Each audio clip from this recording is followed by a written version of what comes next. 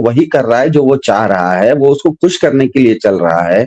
इसका मतलब असल बात कुछ भी हो, दुनिया भर में आपकी जो छवि है, भारत की जो छवि है, भारत के प्रधानमंत्री की जो छवि है, वो तो बहुत कमज़ोर प्रधानमंत्री के रूप में स्थापित होती चली जा रही है। यहाँ पर बात ये नहीं है कि सच क्या है और सच्चाई क्या नहीं है। जिस तरह से देशपांडे जी ने कहा कि भारत रशिया से तेल नहीं ले रहा, रशिया से तेल ज़्यादा ले रहा है।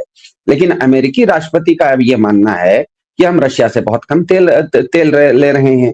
यहाँ तक कि वहाँ उनके साथ जो थे, ये जो थे लिंडसे ग्रैहम नाम के वहाँ के सेनेटर, मतलब वहाँ के सांसद, उन्होंने खुद बताया कि 1 महीना पहले अमेरिका में जो भारत के राजदूत थे, उनसे वो मिले थे, जिसका कि चित्र आप दिखा रहे हैं, ये भारत का ही विदेश मंत्रालय ने ट्वीट किया है कि अमेरिका में भारत के जो उच्चायुक्त या एम्बेसडर हैं, राजदूत हैं, उन्होंने लिंडसे ग्रैहम जी को अपने घर पर बुलाया था।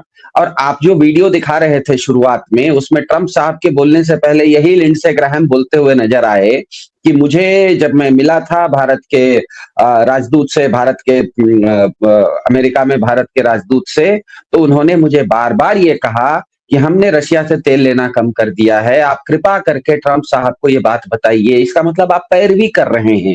आप ट्रंप साहब को पैरवी करने की कोशिश कर रहे हैं, ये बताने की कोशिश कर रहे हैं कि देखिए हम आपको खुश रख रहे हैं, देखिए हम आपको खुश रख रहे हैं। इसके अलावा भी एक डाटा है, अमेरिका में एक कानून है फारा नाम का, उस कानून का नाम है foreign agents registration act. America में थोड़ा-सा एक अजीब चीज़ ये होती है कि वहाँ पर कोई भी चीज़ नैतिक या अनैतिक नहीं होती। जैसे भारत में आप खेल पर जुआ लगाना अनैतिक है। बहुत सारी चीज़ें भारत में पैसा कमाने को अनैतिक माना जाता है, लेकिन अमेरिका कहता है कि वो एक कैपिटलिस्ट देश है। अस्सलामुअलैकुम दोस्तों, वेनेजुएला का जितना भी एपिसोड हुआ है सदर को कैद किया गया है। हमें लगता है कि दोस्तों वो मोदी को ही दिखाने के लिए किया गया है कि मोदी के साथ भी ऐसा हो सकता है। और दोस्तों वैसा ही हुआ है। आज ट्रंप ने मोदी को धमकी दे डाली है। उसने कहा है कि अगर आपने रूस से मुकम्मल तेल खरीदना बंद नहीं किया तो फिर हालात ऐसे ही हो सकते हैं। और दोस्तों देखिए, ट्रंप ने साथ में ये कहा कि भारत ने हमें ये पैगाम भेजा है कि हमने आपके कहने पर रूस से तेल लेना बंद कर दिया है। अब ये टैरिफ शैरिफ के जो है ना मामला, ये जरा थोड़ा सा आसान करते हैं। और दोस्तों ट्रंप ने ये बात कहनी थी कि भारत में आग लग गई है और भारतीयों के सर झुक के हैं। वो कहते हैं कि हम तो वेनेजुएला से भी गए गुजरे हैं। वेनेजुएला का सदर दोस्तों उनके सामने खड़ा हो गया था तो उसे उन्होंने गिरफ्तार किया। लेकिन यहाँ पर तो देखिए मोदी सरकार पूरा 140 बिलियन लोगों को लेकर लेट गई है, जिसमें 100 करोड़ हिंदू दोस्तों वो लेट गए हैं ट्रंप के सामने। और यहाँ पर भारत की हमें बेइज्जती दिखाई दे रही है। और दोस्तों भारत के साथ हो क्या रहा है वो आपको सुनाता हूँ, मुलाजा करें। आप कोई भी काम कीजिए, आप कैसे भी पैसा कमाइए, हमें कोई फ़र्क नहीं पड़ता, लेकिन वो पैसे का आप कैसे कमा रहे हैं इसका हिसाब दीजिए। तो वहाँ पर एक फॉरेन एजेंट्स रजिस्ट्रेशन एक्ट है, जिसके तहत कोई भी विदेशी मतलब दूसरे देश का जो सरकार है, वो अमेरिका की किसी कंपनी को हायर कर सकता है कि अमेरिका में वो पैरवी करे, अमेरिका में लॉबिंग करे। अभी-अभी फारा का, और ये जो फारा नाम की ये जो एक्ट है, फॉरेन एजेंट्स रजिस्ट्रेशन एक्ट, इस कानून के तहत भारत ने अमेरिका में एक जेसन मिलर नाम की किसी संस्था को अमेरिका के व्हाइट हाउस में अपनी पैरवी करने के लिए लगाया हुआ है। और उसका लिस्ट निकलता है, क्योंकि उसको अपनी पूरी की पूरी जानकारी सार्वजनिक करनी पड़ती है। उसने ये निकाला है कि भारत के प्रधानमंत्री ट्रंप साहब के लिए या अमेरिका के लिए कोई ट्वीट भी करते हैं, तो ये जो लॉबिंग फर्म है, ये अमेरिका के व्हाइट हाउस को फोन पर कॉल करती है और कहती है कि देखिए साहब, भारत के प्रधानमंत्री ने एक ट्वीट किया है, कृपा करके इसको अमेरिकी राष्ट्रपति के संज्ञान में, उनकी जानकारी में ले आइए। और ये डेटा बताता है, मैंने आपको उसका स्क्रीनशॉट भी भेजा है। तो इस तरह की चीजें अगर हो रही है, भारत इतना अमेरिका की पैरवी क्यों कर रहा है, हमारी समझ में नहीं आ रहा है कि एक तरफ अगर भारत आप व्यावहारिक रूप से रूस से आप तेल ज्यादा खरीद रहे हैं, आप टैरिफ बार में अमेरिका की कोई बात आप नहीं मान रहे हैं, आप अपने राह पर चले हुए हैं, तो आप इस तरह की छवि क्यों दे रहे हैं, जिससे कि ये स्थापित हो रहा है कि अमेरिका के राष्ट्रपति का ये मानना है कि भारत के प्रधानमंत्री वो जो चाहते हैं उसको करते हैं, क्योंकि वो उनको नाराज नहीं करना चाहते। इसका मतलब क्या है? इसका मतलब सीधा-सीधा है कि 2 देशों के बीच में जो संबंध होते हैं, वो हमारे बचपन के यार की दोस्ती जैसी व्यक्तिगत नहीं होती है, वो होती है व्यावहारिक। जैसे मेरा कोई एक पसंदीदा दुकान है, जहाँ से सामान खरीदने पर हम दोनों को फायदा होता है। दोस्त जब मिलता है ना, उसको हम गले लगाते हैं, लेकिन दुकानदार से हाथ मिलाते हैं, दुकानदार को हम गले नहीं लगाते। तो किसी भी 2 देशों के बीच में जो संबंध होते हैं, वो सबसे पहले तो वो कोई व्यक्तिगत नहीं होते, वो व्यवहारिक होते हैं और व्यवहारिक भी हैं तो 3 श्रेणियों में आते हैं। पहला होता है 2 देशों के बीच में सामरिक संबंध, जिसे स्ट्रैटेजिक संबंध कहा जाता है, जिसको कि रक्षा से संबंधित स्ट्रैटेजिक संबंध होता है, सामरिक संबंध। दूसरा होता है आर्थिक संबंध, 2 देशों के बीच में आर्थिक भी लेन-देन होते रहता है, व्यापारिक संबंध होता है। और तीसरा होता है सामाजिक संबंध, जिसमें सांस्कृतिक, सामाजिक लोगों का आना-जाना ये सब रहता है।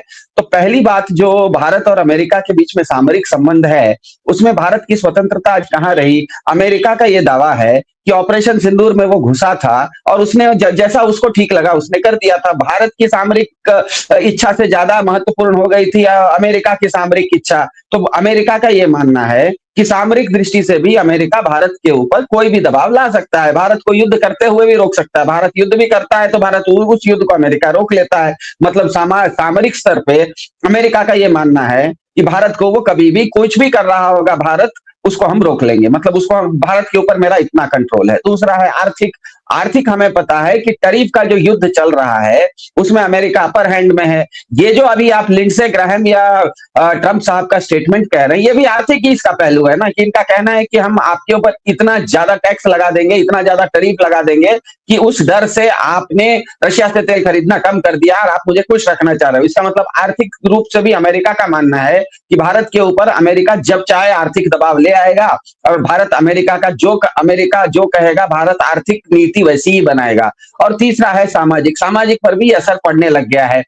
सामाजिक का मतलब है जो भारत के लोग अमेरिका जाते हैं, अमेरिका के लोग भारत आते हैं। अमेरिका में करीब करीब 52 लाख हिंदुस्तानी रहते हैं। हमारे आपके सबके कोई ना कोई परिवार, भाई, दोस्त, यार, कोई ना कोई कजिन ब्रदर, कोई ना कोई अमेरिका में रहता है, कहीं ना कहीं हमें न्यूयॉर्क में रहता है या तो सिलिकॉन वैली में रहता है, सॉफ्टवेयर इंजीनियर बन के रह रहा है। अब समस्या ये आ गई है उन लोगों को, इन्होंने H1 वीजा पे भी बंद कर दिया है। H1B वीजा के अलावा H4 वीजा जो डिपेंडेंट वीजा है, जिसमें कि लोग, परिवार के लोग, अब बेटा रहता है अमेरिका में, बाप को या माँ को साल में एक बार 6 महीने के लिए वो अमेरिका बुला लेता है, उसमें भी इन्होंने रोक लगा दी है। तीसरा अब सुनने में आ रहा है कि अमेरिका से जो रेमिटेंसेस भारत आते हैं, क्योंकि अमेरिका में बहुत सारे जो हिंदुस्तानी मूल के लड़के रहते हैं, वहां पर पैसा कमाते हैं, उनका परिवार भारत में रहता है, तो बहन की शादी के लिए, अपना कोई घर बनाने के लिए, संपत्ति खरीदने के लिए, माँ बाप को देखने के लिए वो अमेरिका में पैसा कमाते हैं और भारत भेजते हैं। तो अमेरिका भारत में जो पैसा भेजा जाता है उसके ऊपर कोई टैक्स नहीं लगाता। अमेरिका में उसके अलावा पहले उन्होंने इनकम टैक्स दे दिया होगा अलग से। अमेरिका से डॉलर को भारत में अगर किसी बेटे ने अपने बाप के अकाउंट में पैसा भेजा तो उस पर अमेरिका टैक्स नहीं लगाता। अब सुनने में आ रहा है कि अमेरिका उस पर भी टैक्स लगाएगा और ये टैक्स कितना बड़ा है, सालाना 3 लाख करोड़ रुपए, मतलब भारत के जीडीपी का करीब करीब 5% है। मतलब भारत की इकोनॉमी का 5% आज निर्भर करता है अमेरिका में रहने वाले हिंदुस्तानी जो पैसा भारत भेजते हैं उस पर। अमेरिका अब सोच रहा है कि रेमिटेंसेस पर भी टैक्स लगाएगा। इसका मतलब अमेरिका आपको अब ये मान रहा है कि सामरिक दृष्टि से भी अमेरिका ये मान रहा है कि भारत अमेरिका के दबाव में है। आर्थिक रूप से भी वो मान रहा है कि अमेरिका भारत के दबाव में है। सामाजिक रूप से भी वो मान रहा है कि भारत अमेरिका के दबाव में है। तो इसका मतलब आपकी स्थिति तो ऐसी है कि अमेरिका का एक आप शैडो स्टेट बने हुए हैं। तो ऐसी स्थिति भारत की आने का कारण क्या है? इसका कारण एक ही है, जैसा मैंने शुरुआत में कहा, 2 देशों के बीच में जो संबंध होते हैं वो बचपन के यार दोस्त वाले संबंध नहीं होते, गले मिलने वाले, वो व्यवहारिक संबंध होते हैं। जैसा मेरा पसंदीदा दुकानदार, तो आप दुकानदार से अगर गला मिलना शुरू कीजिएगा तो आप एक गलत मैसेज दे रहे हैं। आपने ये जो हग डिप्लोमेसी की, लोगों को गले मिलने की डिप्लोमेसी की, लोगों को ये संदेश देने की कोशिश की कि मैं तो तुम्हारा गले मिल लिया, इसका मतलब तुम तो मेरे यार हो। तो इस तरह से यारी दोस्ती में अंतरराष्ट्रीय कूटनीति नहीं चलती है। कूटनीति चलती है व्यवहारिक तौर पे, और व्यवहारिक तौर पे जिस तरह से ट्रंप साहब ने जो कहा उसका मुझे बहुत चिंता नहीं है। ट्रंप साहब तो 60 बार बोल चुके हैं। आज एक नए व्यक्ति ने कहा, लिंडसे ग्राहम ने, वो वहां का कोई राष्ट्रपति नहीं है, वो वहां का एक साधारण सा, यहाँ का भारत से उसकी तुलना कीजिए तो एक एमपी है, उससे ज्यादा तो कुछ है नहीं। अब एक एमपी का कहना है कि वो जब भारत के राजदूत से मिलता है तो भारत के राजदूत उससे हाथ जोड़ के कहते हैं कि ट्रंप साहब को बोलिए कि आप जो बोल रहे हैं वो हम सब कर रहे हैं, कृपा करके हमारी पैरवी वहां पर कीजिए। मतलब भारत की स्थिति आज ऐसी आ गई है कि भारत के प्रधानमंत्री कोई ट्वीट करते हैं अमेरिका के पक्ष में या अमेरिका से लेना देना है, उस ट्वीट को उनको ये भी भरोसा नहीं है कि भारत के प्रधानमंत्री को आज ये भी भरोसा नहीं रहा कि उनके ट्वीट को अमेरिकी राष्ट्रपति पढ़ेगा। बीच में उनको एक पैरवी करने वाले को पैसा देना पड़ता है, जो व्हाइट हाउस में कॉल करके बोलता है कि देखो भैया, ये भारत के प्रधानमंत्री का एक ट्वीट है, कृपा करके अपने मालिक को व्हाइट हाउस के राष्ट्रपति की कोशिश करेगा। इसीलिए अमेरिका ने बहुत स्पष्ट रूप से चीन को यह संदेश देने के लिए कि आप अगर अमेरिका की कंप्यूटर की आत्मा पर शिकंजा कसेंगे तो हम आपकी तेल की सप्लाई दुनिया भर से जो हो रही है उसको रोकेंगे। इसीलिए उन्होंने वेनेजुएला पर उठाया, वेनेजुएला में सत्ता परिवर्तन किया। मादुरो तो एक बहाना था, असली चीन निशाना था। और इसके चलते अब हो ये गया है कि चीन से वेनेजुएला, और जिस समय वेनेजुएला में ये घुसे थे इनके डेल्टा फोर्सेस, उससे कुछ घंटे पहले तो चीन के विशेष राजदूत वहां पर थे, मादुरो से वो मिल रहे थे। इसका मतलब ये बिल्कुल चीन को संदेश है। जहां तक मोनरो डॉक्ट्रिन का सवाल है, मोनरो डॉक्ट्रिन जो है वो 1880 में बना था। उस समय दुनिया अलग थी। मोनरो डॉक्ट्रिन जो अमेरिका ने बनाया था वो अपने लिए, और उस समय जो उपनिवेशवाद, इंपीरियलिज्म यूरोप में चल रहा था, वो यूरोप के लोगों को कहे थे कि आपको अगर जाना है तो एशिया वगैरह की तरफ पूर्व में जाइए, पश्चिम में अमेरिका की तरफ आप मत आइए, हम अपना इधर का संभाल लेंगे, आप उधर का संभाल लीजिए। लेकिन 1945 के बाद, जिस समय 1940 के बाद द्वितीय विश्व युद्ध के बाद, मोनरो डॉक्ट्रिन पूरी तरह से अमेरिका नहीं मानता है। वो दुनिया भर में कहीं भी अब घुसता है। वो जर्मनी में भी घुसा था, वो जापान में भी घुसा था, वो कोरिया में भी घुसा था, वो वियतनाम में भी घुसा था, वो हाल फिलहाल में हमने देखा ऑपरेशन सिंदूर में भारत पाकिस्तान में भी घुसा था, उसके बाद ईरान में भी घुसा था। तो जिस तरीके से ये घुस रहे हैं, और सबसे बड़ी बात है आज की तारीख में, मैं अभी आर्टिफिशियल इंटेलिजेंस को पूछ रहा था, आज की तारीख में अमेरिकी सेना का जो सबसे बड़ा बेड़ा है, जिसको कि 7th फ्लीट का ही कहा जाता है, जो 7th फ्लीट है, जिसके अंदर की 27,000 के आसपास उसमें सैनिक हैं, 150 से ज्यादा उसमें पानी के जहाज हैं, माफ कीजिए 70 से ज्यादा पानी के जहाज हैं, 150 से ज्यादा उसके अंदर हवाई जहाज हैं, उसके अंदर 12 तो सबमरीन हैं, उसमें 2 एयरक्राफ्ट कैरियर हैं, यूएसएस अब्राहम लिंकन और यूएसएस जॉर्ज वाशिंगटन। ये सभी ताइवान की खाड़ी में आज खड़े हैं। ताइवान की खाड़ी में अमेरिका ने अपना सबसे बड़ा 7वां बेड़ा खड़ा करके रखा हुआ है। तो ये जो पूरा का पूरा खेल है, अमेरिका को पता है आने वाले समय में चाइना से अगर टक्कर होगा तो चाइना और रशिया एक हो जाएंगे, और वो चाइना और रशिया को जो भी व्यक्ति फायदा पहुंचा रहा है, कोई भी देश अगर चाइना और रशिया को सामरिक रूप से फायदा पहुंचा रहा है, उसको ये टाइट करने की कोशिश कर रहे हैं। रशिया से भारत को सामरिक फायदा, रशिया को भारत से सामरिक फायदा यह है कि भारत रशिया से तेल लेता है और तेल के बदले वो पेट्रो डॉलर्स नहीं देता है। मतलब हम लोग आपस में उसका डीलिंग कर लेते हैं। हम रशिया से तेल लेते हैं, उसके बदले यूएई का, संयुक्त अरब अमीरात का जो वहां की दिरहम कहा जाता है, वहां की जो करेंसी है, उसमें हम पेमेंट कर देते हैं। तो अमेरिका वो चाह रहा है कि इससे जो रशिया को फायदा हो रहा है, रशिया की जो सामरिक ताकत बढ़ रही है, ये अगर घटाना है तो भारत के ऊपर दबाव। इसीलिए आप जो अभी अभी हाल फिलहाल में बाहर दिखा रहे थे, वो अपने आप में बताता है कि भले पिछले 1 महीने में रशिया से तेल का आयात बढ़ा, थोड़ा सा बढ़ा हो, लेकिन ओवरऑल ये जो 3 नीले रंग की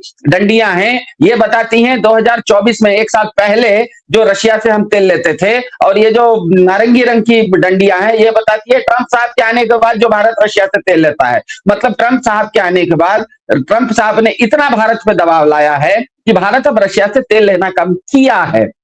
यही बात तो लिंडसे ग्राहम साहब भी बोल रहे थे आपके कार्यक्रम की शुरुआत में, कि उनको जब भारत के राजदूत मिले तो उन्होंने उनको कहा कि हमने आपके कहे अनुसार रशिया से तेल लेना कम कर दिया है, कृपा करके अपने राष्ट्रपति ट्रंप साहब को ये बात बताइए, हमारी पैरवी कीजिए।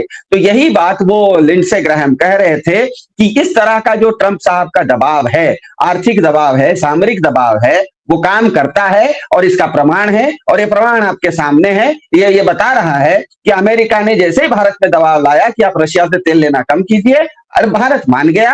और इस चीज को लिंडसे ग्राहम भी कह रहे हैं, और इस चीज को ट्रंप साहब भी बोल रहे हैं कि ये इसीलिए हो रहा है क्योंकि भारत के जो प्रधानमंत्री हैं वो बहुत अच्छे व्यक्ति हैं, लेकिन वो मुझे नाराज करने की जहमत नहीं उठा सकते, उनकी हिम्मत नहीं है कि मुझे नाराज करें। तो अब ये सवाल ये उठ जाता है कि भारत की सामरिक संप्रभुता, आर्थिक संप्रभुता या सामाजिक संप्रभुता बची कहां?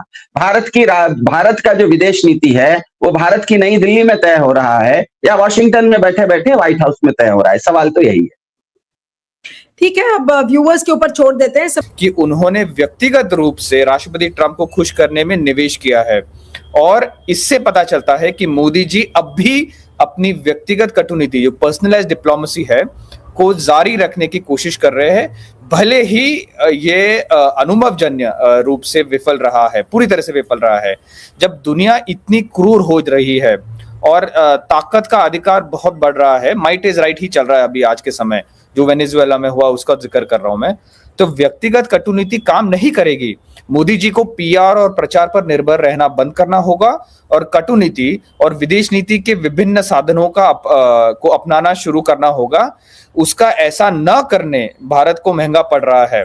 तीसरी बात, भले ही भारत अमेरिका को ये आभास दे रहा है कि रूस ने, खास करके सेनेटर ग्राहम के लिए ये कह रहा हूं, कि अमेरिका को ये आभास दे रहा है कि रूस ने हमारा तेल आयात कम हो गया है।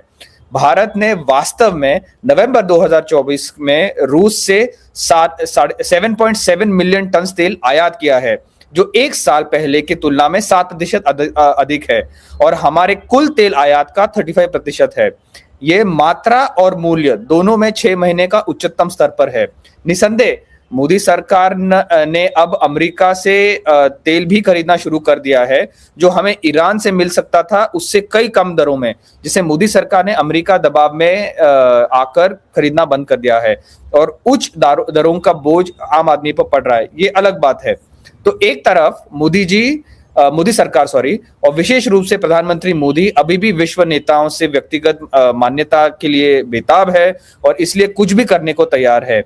ये बहुत इन सेंस दुखद है, खास करके क्योंकि प्रधानमंत्री मोदी लगातार 56 इंच की छाती का दावा करते हैं, तो उनको कहना चाहिए राष्ट्रपति ट्रंप को कि जो आप बयान दे रहे हो लगातार, जो हमें आप बुली कर रहे हो, ये गलत है। ये खड़ा हो के उनको कहना चाहिए। दूसरी तरफ सरकार में कई देशभक्त डिप्लोमेट्स है, कई पेट्रियोटिक डिप्लोमेट्स है, जो ये सुनिश्चित कर रहे हैं आज भी कि भारत नेहरूवादी नॉन अलाइनमेंट और भारत के स्ट्रेटेजिक सेल्फ इंटरेस्ट को ध्रुव तरह बनाकर काम कर रहे हैं। इसीलिए हम लोग एक तरफ मोदी जी ट्रंप को कह रहे हैं कि हम जो भी आप कह रहे हैं हम करने को तैयार है, लेकिन हमारी जो सिस्टम है वो भी काम कर रही है और तेल हम लोग रूस से ले रहे हैं। बड़ा मुद्दा यह है नीलू जी कि भारत को गहन पुनर्वचन करने की जरूरत है। राष्ट्रपति ट्रंप स्पष्ट रूप से प्रभाव क्षेत्र के सिद्धांत, जो स्फीयर्स ऑफ इन्फ्लुएंस के डॉक्ट्रिन में विश्वास रखते हैं। उन्होंने वेस्ट एशिया को छोड़ दिया है, इजराइल को, यूरोप और रूस को एक दूसरे के ऊपर छोड़ दिया है, और साउथ एशिया को वो पाकिस्तान पर छोड़ रहे हैं, ना कि इंडिया को। अगर ऐसी स्थिति है, और इसका इसका प्रूफ ये है कि ऑपरेशन सिंदूर के बाद उन्होंने लगातार निवेश किया है पाकिस्तान में, आईएमएफ से लोन दिलवाया है, उन्होंने सऊदी अरेबिया के साथ डिफेंस पैक करवाने में कोई बाधा नहीं डाली है, वगैरह वगैरह, और उनके साथ और उन्होंने इन्वेस्टमेंट दिया है खुद।